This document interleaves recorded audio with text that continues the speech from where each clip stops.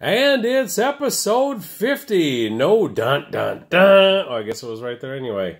But this is episode 50. It's a Dustin and Blake response for their 500 subs. It's Mount Sportsmore. Well, what is Mount Sportsmore? Well, they asked the question, who would you put on your Mount Rushmore of sports? Which four athletes in your life, or not in your life, or just four athletes you consider to be part of your Mount Rushmore of sports? I do not have MC Fox. I'm MP Fox. He happens to be at school today, but I do have another co-host here who's going to make a little pop-up. He's sitting right next to me. We'll just get him off to the side. Thank you very much. He just needed to make a cameo. But there was a few stipulations as part of this video. The first one was like the video, and I did, was subscribe to the channel, and I have, and make a response video, which this is. So I've got three of the criteria. I also, for my sports Mount Rushmore, can only bring up four people that are going to be carved in stone forever. No honorable mentions, nobody else. My co-host didn't count. And let's get on with this, and let's get to my Mount Sportsmore as you're driving up this to the beautiful mountain. I've got four athletes covering four different sports. And there are four athletes that I hearken back to, four athletes that I consider part of me and part of my youth and part of my growing up and part of my loving sports. There's a few things. Are A, they the best in their sport? By no means. B, well, that's all I had. A, they are not the best in their sports, but to me, they're the most memorable and they're the ones that I remember the most. The first person that I am going to put up on my mountain, he was born in 1950. Ooh, in his professional career, he won three championships. Three championships. He had 4 MVP awards. He was inducted into the Hall of Fame in 1993. He was also named by Sports Illustrated as one of the 40 most important athletes of all time. So he was pretty good. And many consider him one of the most talented players in NBA history. Yep, I'm not a basketball guy, but we're talking basketball. He was an NBA champion. He was a 2-time ABA champion. He was a 2-time ABA playoff MVP. He was an NBA MVP of the playoffs. He was a 3-time ABA MVP, an 11-time NBA All-Star, 5-time ABA All-Star, so he was in both the ABA and the NBA, and he starred. He was a 5-time NBA All-NBA team, also a 2-time All-NBA second team. He was a 4-time ABA first team. You can just rack it all up, and he was also on the All-Rookie team. His number was retired by 3 different NBA teams, the Brooklyn Nets, the Philadelphia 76ers, well, actually 2 NBA teams, and then his college team, UMass. By saying UMass, you must know. This gentleman scored 30,026 points in his career and emulated by kids on playgrounds all over. And me and all of my friends growing up thought that we were this gentleman. My first face on my Mount Sportsmore, Dr. J. He's a good fit. There's probably going to be a basketball coming up over his head as he's sky dunking over the other 3 people here on my Mount Sportsmore. My second bust on Mount Sportsmore, this athlete was born in 1942, so as you see, I'm going still back in time here. He played football professionally from 1964 to 1979. He was a University of Minnesota guy. Makes sense, doesn't it? And he was elected to the Hall of Fame in 2004. He was drafted in the first round by the Minnesota Vikings.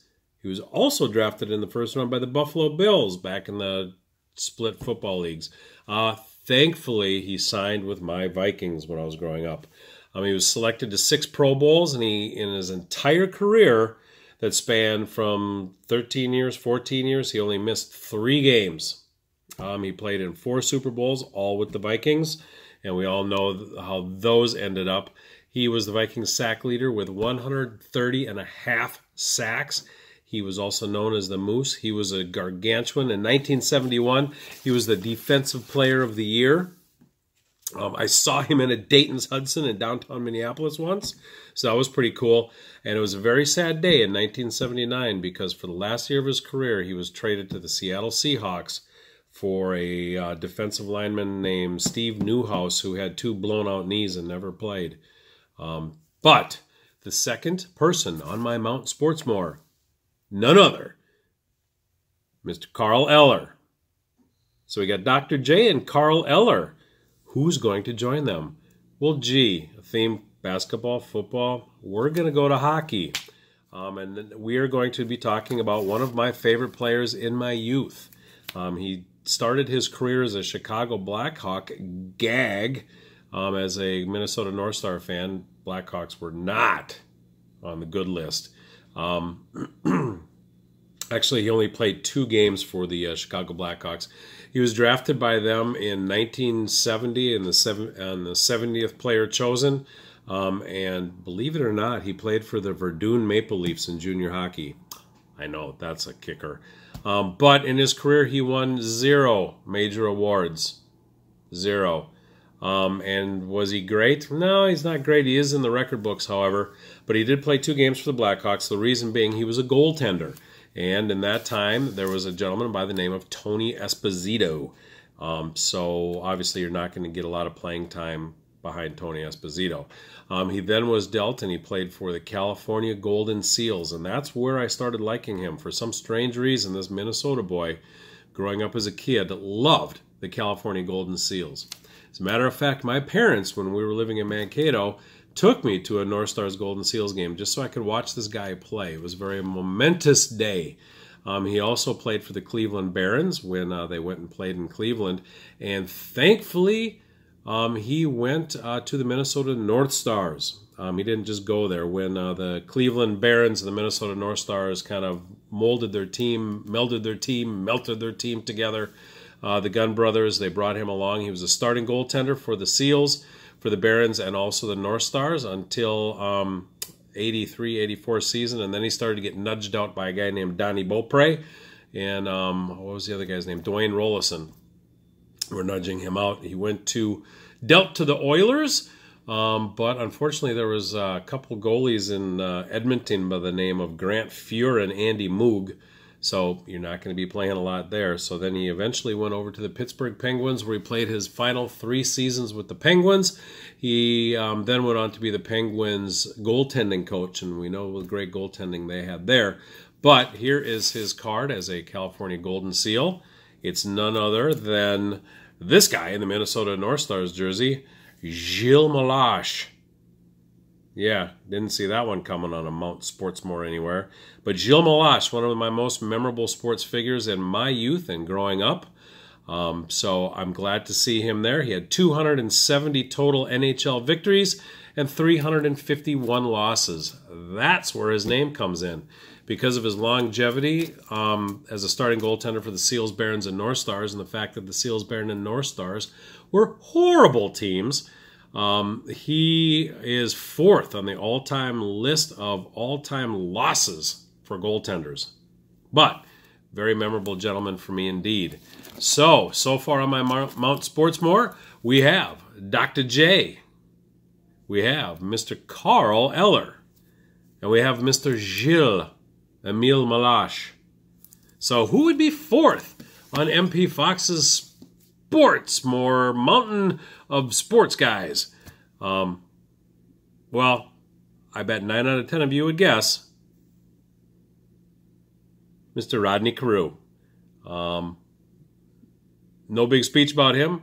Nothing about numbers. We all know his greatness. In my eyes, the greatest hitter in the history of baseball. But that is just my humble opinion. And a lot of people can disagree. And that's fine because it's baseball. And it's cool.